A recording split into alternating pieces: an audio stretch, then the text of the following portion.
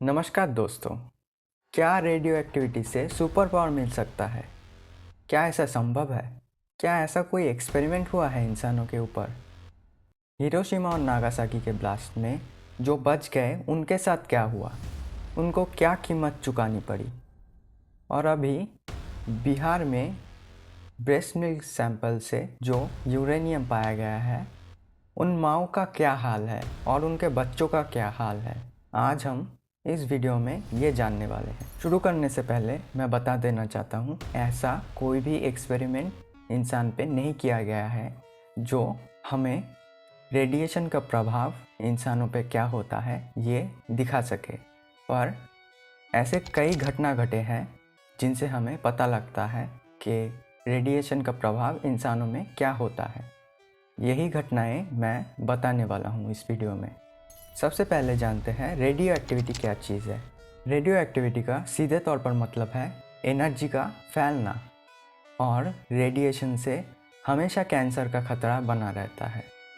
Radiation भी दो तरह के होते हैं, एक आयोनाइजिंग रेडिएशन और दूसरा नॉन आयोनाइजिंग रेडिएशन। इनमें से आयोनाइजिंग रेडिएशन कैंसर कॉज करता है। आयोनाइजिंग रेडिएशन जैसे x ray, alpha, beta, gamma rays, ये सब कैंसर कॉज करता है। और नॉन आयोनाइजिंग रेडिएशन जैसे माइक्रोवेव्स और फ़ोन और एयरफोन से जो रेडिएशन निकलता है वो कैंसर कॉज नहीं करता।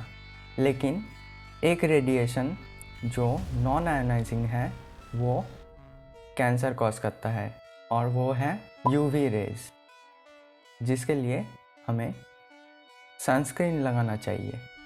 तो सबसे पहले शुरू करते हैं हिरोशिमा और नागासाकी में हुए ब्लास्ट के बारे में। जो उस बॉम्ब के सीधे चपेट में आए वो तभी भाप बन गए, लेकिन जो उस बॉम्ब से बहुत ही दूर खड़े थे उसमें भी दो तरह के लोग थे। एक जो शेल्टर में थे और दूसरे जो शेल्टर के बाहर थे, जिनके ऊपर कोई छत नहीं था। जो शेल्टर में नहीं थे उनके शरीर में तभी कई सारे ब्लिस्टर्स आ गए थे और उनका स्किन बाहर आने लगा था। वो बच नहीं पाए थे, लगभग 2-3 दिन में ही मर गए। और जो शेल्टर में थे उनको रेडिएशन पॉइजनिंग हो गया था। अभी रेडिएशन पॉइजनिंग क्या होता है? रेडिएशन पॉइजनिंग में तबीयत खराब होने लगता है, नॉन स्टॉप उल्टी होने लगती है, एक ही बार में सारे बाल झड़ जाते हैं, मसूड़ों से खून आने लगता है जिसके वजह से मुंह में लोहे जैसा स्वाद आने लगता है, और बाद में एक के बाद एक ऑर्गन्स फेल होने लगते हैं। रेडिएशन पॉइजनिंग से पीड़ित पेशेंट या तो ऑर्गन फेलियर से मर जाता है या फिर उसको कैंसर होता है जो लंबे समय तक चलता है और आखिर में वो मर जाता है। रेडिएशन पॉइजनिंग के बाद भी कुछ चांस होता है बचने का। उस ब्लास्ट में हिरोशिमा और नागासाकी का करीब आधा पॉपुलेशन ख़त्म हो गया था, और जो बच गए थे उनको नाम दिया गया था हिबाकुशा। एक हिबाकुशा को हमेशा अपनी आइडेंटिटी छुपाना पड़ता था, क्योंकि लोग उनको अच्छी नज़रों से नहीं देखते थे। उनके साथ बहुत ही बुरा बर्ताव किया जाता था। उनको नौकरी नहीं मिलता था, उनको रहने का जगह नहीं मिलता था। लोग सोचते थे उनसे उनको खतरा है कैंसर होने का। उन बचने वालों में से जिनका नाम सबसे ज़्यादा लिया जाता है वो है जापानीज़ इंजीनियर सुतोमो यामागुची। 6 अगस्त 1945 में हिरोशिमा का ब्लास्ट हुआ था। यामागुची तभी हिरोशिमा में मौजूद थे, लेकिन उनका किस्मत अच्छा था, वो बच गए। बच के वो नागासाकी में चले गए, जहाँ पे उनका ट्रीटमेंट चल रहा था। करीब उसके 3 दिन बाद 9 अगस्त 1945 को नागासाकी में भी ब्लास्ट होता है। वो उससे भी बच जाते हैं। This is the luckiest man on the planet, जो एटॉमिक बॉम्ब से बच गए, वो भी 2 बार। ये कोई मामूली बात नहीं है। आखिरकार एट द एज ऑफ 93 वो 4 जनवरी 2010 में स्टोमक कैंसर से मर गए। हमें हिरोशिमा और नागासाकी के ब्लास्ट के बारे में तो पता है, लेकिन 26 अप्रैल 1986 में हुआ यूक्रेन में मौजूद चार्नोबिल के ब्लास्ट के बारे में नहीं पता, जो लगभग हिरोशिमा पे गिराए हुए बॉम्ब के 400 गुना ज़्यादा पावरफुल था। रेडियो एक्टिव डस्ट उड़ के यूक्रेन से यूनाइटेड किंगडम तक चले गए और वहाँ पे रेडियो एक्टिव बारिश हुआ उस न्यूक्लियर डस्ट की वजह से। और वो बारिश जो घास पे पड़ा, वो घास गाय खा गई, जो बाद में उन गायों के दूध में आयोडीन के 131 आइसोटोप के रूप में मिला। ये दूध पी के कई बच्चे थायराइड कैंसर से पीड़ित हो गए। अभी आते हैं हमारे हिसाशी ओची, जिनको इस दुनिया का सबसे रेडियो एक्टिव इंसान माना जाता है। वो जापान के तोकाईमुरा न्यूक्लियर पावर प्लांट में काम करते थे। उनको एक कोटा दिया गया था कि 28 सितंबर 1999 से पहले इतना न्यूक्लियर पावर जनरेट करना पड़ेगा, लेकिन डेडलाइन पार होने के बाद भी वो उतना न्यूक्लियर पावर जनरेट नहीं कर पाए थे।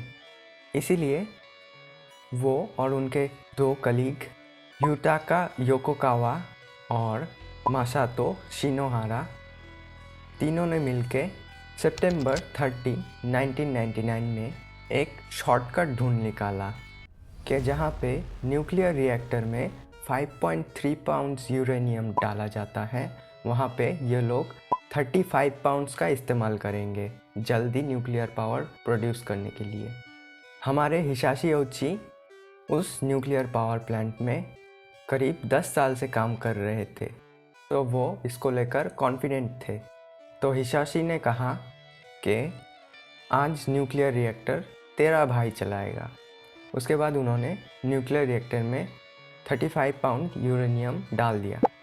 बस न्यूक्लियर रिएक्टर से नीली सी रोशनी निकली और उनके आंखें लाल हो गई और उनका पेट दर्द करने लगा। तभी उनका तबीयत पूरा बिगड़ गया था।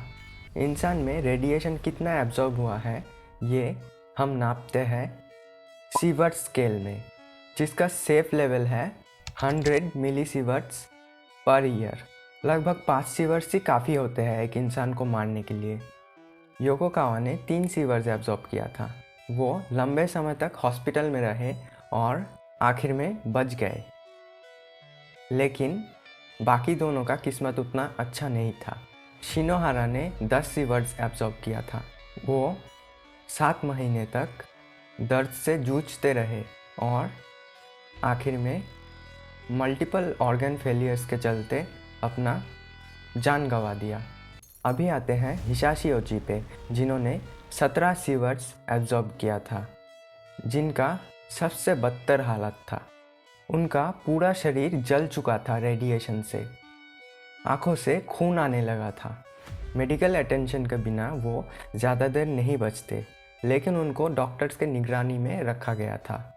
उनके वाइट ब्लड सेल्स लगभग शरीर से ख़त्म हो चुके थे।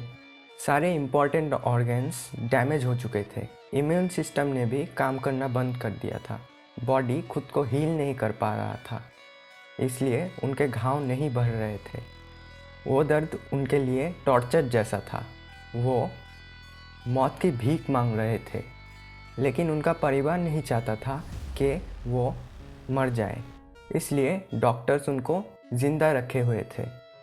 उनके ऊपर इतिहास में पहली बार स्टेम सेल ट्रांसप्लांट हुआ था।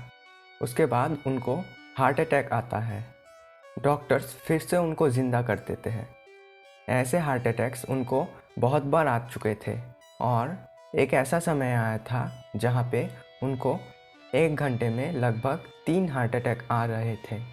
वो लगभग 83 दिन तक दर्द से जूझते रहे और आखिर में एक आखिरी हार्ट अटैक से उनका मौत हो गया। अब आते हैं हमारे फिजिसिस्ट गैलेन विंसर, जिन्होंने यूरेनियम का टुकड़ा खा लिया था। हाँ, उन्होंने लाइव कैमरा के सामने यूरेनियम का टुकड़ा खा लिया था।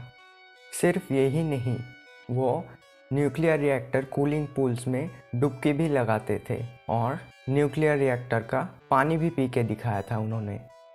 उनको लगता था रेडियो एक्टिव एलिमेंट्स सिर्फ बड़े लोग इस्तेमाल करना चाहते थे, इसलिए हमें सावधानी बरतने के लिए बोल रहे हैं।